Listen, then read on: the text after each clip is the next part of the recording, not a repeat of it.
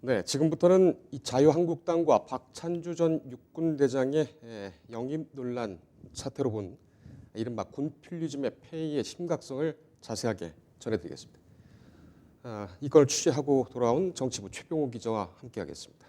최 기자, 네. 최 기자도 직업군인 생활을 하고 기자로 지금 생활하고 있는데 아까 하다가 얘기가 좀 끊겼어요. 네. 예, 마이크가 잘 나오지 않아서. 장성 출신들이 많이 들어오고 있고 네. 또 실제로 옆에서 또 보고 있지 않습니까? 예. 활동하는 모습들을. 그리고 최 기자가 지금 기자이기 때문에 언론에 있기 때문에 특히 이제 정치부에 있기 때문에 또 최 기자를 어떻게 보면 이제 그 디딤돌이라든지 통로로 활용하려는 그런 아마 움직임도 좀 있을 겁니다. 네. 직업군인 출신으로서 군 장성들의 의정 활동 어떻게 생각합니까? 네, 말씀하신 대로 역대 총선마다 정치권에서는 군 출신, 특히 장성 출신들을 대거 영입했습니다. 예. 안보 정당이라는 것을 강조하기 위해서였는데요. 이 안보 정책을 통해서 상비군 58만 명과 그 가족들, 또 예비군까지 포함하면 약 400여 명의 표심을 잡을 수 있다라고 계산한 것 같습니다. 예. 화면을 보시면 18대 이후로 국회에 진출해서 당선된 의원들의 현황을 보시겠는데요. 네. 먼저 18대 때 당시 여당인 한나라당에선 6명의 군 출신 의원들이 당선됐습니다. 예. 19대 때는 새누리당에서 9명이 군 출신이었고요. 이번 20대에서는 군 출신 의원이 자유한국당 4명을 포함해서 총 6명이 당선됐습니다. 예. 의원 수가 300명이니까 10명 정도로 하면 적지 않은 수인데요. 예. 하지만 내년 총선에서는 이 박 전 대장 사태 때문에 정치권에서 군 출신을 영입하는 것이 다소 좀 제동이 걸리지 않겠느냐 하는 이런 분석입니다. 예. 지금 보면은 한나라당, 새누리당, 자유한국당 당명을 바꿨습니다만 그리고 또 일부 분당이 돼서 나가기도 했습니다만 계속 그 성격은 유지를 하고 있지요. 네. 한나라당 이 보수당 쪽으로 알려진 그런 당들이 훨씬 많은 압도적으로 많이 영입을 하고 있군요. 네, 그렇습니다. 이거는 왜 그렇다고 생각합니까? 아무래도 보수당에서 특히 좀 전통적으로 그 북한과의 그 관계 때문에 안보를 강조하기도 했고, 이 군 출신들도 이 북한과 이 관계 때문에 다소 이제 보수적인 그런 가치관을 갖고 있기 때문에 한나라당 정정하겠습니다. 이 보수당으로 자주 영입되는 것으로 예. 분석됩니다. 그렇군요. 자, 군 출신 의원들 영입돼서 의정 활동을 하고 있는 것을 봤을 텐데 옆에서 보니까 어떻습니까? 예, 뭐 단도직입적으로 말씀드리면 입법 성과는 사실 미비한 것이 사실입니다. 그보다는 오히려 논란거리를 자초한 의원들이 상당히 많았는데요. 화면을 보시면 또 그것을 정리했습니다. 예. 일단 18대 때는 한나라당의 김성애 의원이 동료 의원과 난투극을 벌이고 국회 경비를 폭행해서 물의를 빚은 바 있고요. 예. 황진아 의원 같은 경우에는 포병 출신이었지만 2010년도 연평도 포격 사건 당시에 이 보온병을 포탄이라고 이제 칭해서 뭐 보온병 논란을 만들기도 했습니다. 예.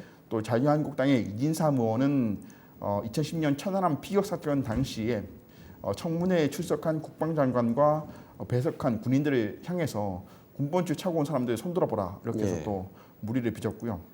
19대 때 새누리당의 김근태 의원은 지역구에서 당선됐지만 선거법 위반 혐의로 의원직을 상실했습니다. 또 송영근 의원은 중장 출신이지만 군대에서 발생한 여군 성폭행 문제를 다루면서 하사 아가씨라는 표현을 써서 또 물의를 빚었습니다. 예. 특히 이번 20대 총선에서는 대령 출신인 자유한국당의 이중명 의원이 5.18 광주 민주화운동 유가족들을 폄훼하는 발언을 해서 사회적인 공분을 사고 당에서도 제명징계를 받았습니다. 예. 김성애, 황진아, 김근태, 송영근, 이종명 이 의원들이 다 자유한국당 내지는 새누리당, 한나라당 출신들입니까? 네, 보수정당 출신 의원들입니다. 예. 그러니까 일부러 보수당 의원들, 보수당에 소속돼 있는 장성 출신 의원들의 논란을 정리한 것이 아니라 네, 일반적으로 다 객관적으로 그러니까 민주당 쪽도 또 뭐 바른미래당 쪽도 다 포괄적으로 봐서 객관적으로 봤을 때에 네 그렇습니다. 문제로 된 이 의원들이 이렇게 이제 그 집계가 된 것이군요. 네, 알겠습니다. 그 포탄 얘기는 참 뭐라고 할까요? 저는 그거를 글쎄요. 보기에도 보온병인데 그걸 포탄이라고 얘기를 하면서 네, 그때 아주 자랑스럽게 얘기했던 생각이 또 납니다. 네 맞습니다. 예, 알겠습니다. 근데 군 장성 출신들 물론 군은 상당히 특히 이제 장교 집단 같은 경우 인텔리 집단이고 네, 어떻게 보면 이제 집단지성 전문적인 집단지성을 가지고 있는 그런 집단인데 군 출신 의원들 왜 이렇게 의정 활동이 저조합니까? 네 정치권에서는 가장 먼저 이 군 출신 의원들의 마음가짐에 문제가 있다라는 얘기를 합니다. 앞서 우리 나라는 이 유신 독재와 군사 독재를 겪었는데 이런 상황에서는 장성 출신 의원들이 뭐 거의 대부분 이제 옷을 벗고 나면 보수당 의원으로 이제 입성을 했는데요. 그러다 보니까 의원직을 국민에 봉사하는 직책이 아니라 명예직으로 생각하는 경우가 많았다고 하는 것입니다. 예. 박 전 대장의 예를 봐도 역사 의식이나 어떤 그런 정부적 감각이 부족한 경우가 많았고요. 국회의원 관계자는 과거엔 장군까지 했으니 지금은 이제 명예직으로 국회의원 한번 하려는 것 아니냐 이런 얘기도 하기도 했습니다. 예. 정당의 인재 영입 방식에도 문제가 있다는 얘기도 나오는데요. 대장을 했다, 이른바 별에 달았다는 그 네임밸류만 믿고 정치권으로 데리고 오다 보니까 정무적 감각이라든지 전문성, 인성, 가치관에 대한 검증이 제대로 이루어지지 않은 경우가 많다라는 말도 했습니다. 예. 근데 박 전 사령관 같은 경우를 보면은 이거는 뭐 정무적인 감각으로 보기보다는 일단은 그 도덕적 감수성이 네. 상당히 좀 메말랐다 이렇게 좀 볼 수가 있겠습니다. 네, 맞습니다. 그리고 명예직으로 생각들을 한다. 근데 왜 세비를 받지요? 잘못 들었습니다. 아니 그냥 저 혼자 한 얘기입니다. 명예직으로 생각을 한다면 네. 봉사를 해야 한다는 그런 각오로 나왔어야 할 텐데 네, 세비는 또 꼬박꼬박 받아가고 있지 않습니까? 네 맞습니다. 예, 좀 안타깝다는 그런 생각이 또 드네요. 네. 예. 지금 같은 상황에서는 어떻게 보면은 그 건설적으로 보면은 당리당략을 떠나서 안보를 위한 어떤 그 범국회적인 네. 당을 초월한 그런 싱크탱크로서의 역할도 할 수 있는데 거기 들어가면 다 그렇게 되는 모양입니다. 네, 아마 그런 것 같습니다. 예, 알겠습니다. 내년 총선에도 안보 이슈가 굉장히 강할 겁니다. 네. 지소미아 문제도 있고 특히 대북 문제 또 신냉전 체제라고 하는 지금 이 상황에서 네. 군 출신들이 상당히 좀 약진을 많이 할 것 같은데 네. 어떻게 보고 있습니까? 내년 전망? 네, 아직 그 각 당이 총선 공약을 발표하지 않은 상황이지만 말씀해 주신 대로 지금 안보 정세의 변화가 상당하기 때문에 여전히 군 출신들이 안보 전문가로서 중용될 가능성은 크다는 분석입니다. 예. 내년 총선에서 어떤 공약들이 나올지를 20대 총선 공약과 비교해서 보시면요. 화면에서 보시는 것처럼 지난 총선에서는 4년 전 총선에서는 군 의무 복무 기간 감축과 사병 급여 인상을 핵심으로 한 군 처우 개선 문제가 상당한 이슈였습니다. 예. 이것과 더불어서 안보 불안을 해소할 수 있는 방안들이 공약으로 제시될 것으로 보이는데요. 예. 아까 제가 말씀해 드린 것처럼 군 출신들의 입법 성과가 미비하긴 하지만 사실 군 관련 공약을 만드는 데 있어서는 이 군 출신들의 자문과 검증이 필수적이거든요. 예. 그렇기 때문에 이 군 출신들이 아예 뭐 배제될 가능성은 없다고 보입니다. 예. 특히 오늘 오전에 홍남기 경제부총리도 경제관계장관 회의를 하면서 상비군 숫자를 2022년까지 50만 명으로 감축하겠다라고 발표를 했습니다. 예.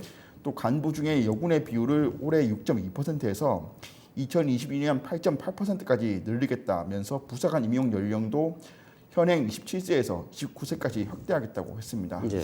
이런 식으로 정부도 이 인구 감소 추세에 맞춰서 이제 병력 전환을 검토하고 있기 때문에 이런 부분도 군 출신들의 검증과 자문을 받아서 공약이 될 가능성이 상당합니다. 예. 뭐 이건 취재를 한지는 뭐 확인을 안 했습니다만 네. 그 군 출신 의원 중에 좀 그 긍정적으로 눈에 띄는 사람은 없었습니까?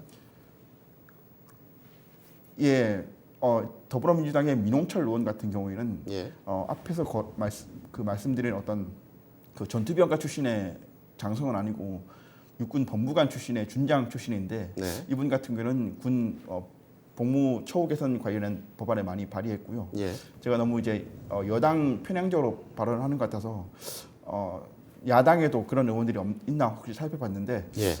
아쉽게는 또 야당에서는 제가 아직 보지를 못한 것 같습니다. 예. 뭐 출입처가 좀 다를 수가 있으니까요. 네. 이 문제는 한 번 더 다룰 기회가 있을 것 같습니다. 더불어민주당의 영입 얘기도 있고, 네. 물론 이제 군 출신을 한다는 건 아니지만, 네. 시청자 여러분들께서 또 오해가 없으셨으면 합니다. 이 군 출신, 군 장성 출신이 다 박 전 육군대장 같지는 않습니다. 상당히 전문성을 갖고 의회나 아니면 다른 사회 각 영역에서 끝까지 나라에 충성하고 봉사하는 그런 전문가로서의 군 장성들도 상당히 많이 있다는 생각을 말씀을 드립니다. 특히 이제 또 여성 군인 같은 경우, 네. 아까 뭐 여군 얘기가 나왔습니다만 여군 같은 경우도 지금 장성이 나왔죠. 예, 맞습니다. 지금 20대 국회에서는 그 자유한국당의 윤종필 의원이 예. 여군 출신으로 지금 여군 출신 의원으로 활약하고 있습니다. 예.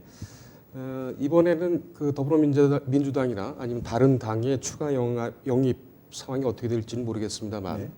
또 상대적으로 장성 출신의 여군 이 지휘관이 또 의회로 진출해서 좋은 모습을 보여주는 그런 생각도 한번 기대를 해보겠습니다. 아이템 참 좋았고요. 아주 고생했습니다. 예.